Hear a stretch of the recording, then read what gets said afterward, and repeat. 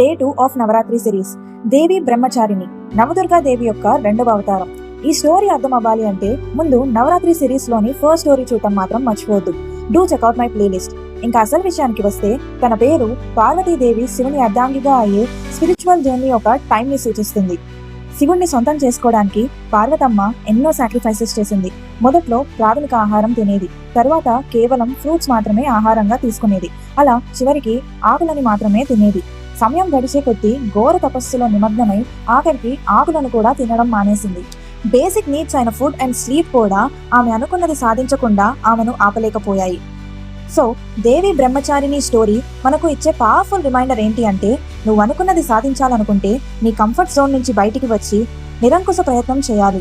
ఈ స్టోరీ వినగానే మీ మైండ్లోకి వచ్చిన ఆ అచీవర్ ఎవరో కమెంట్ చేయండి. Do follow voice of SK for the next story.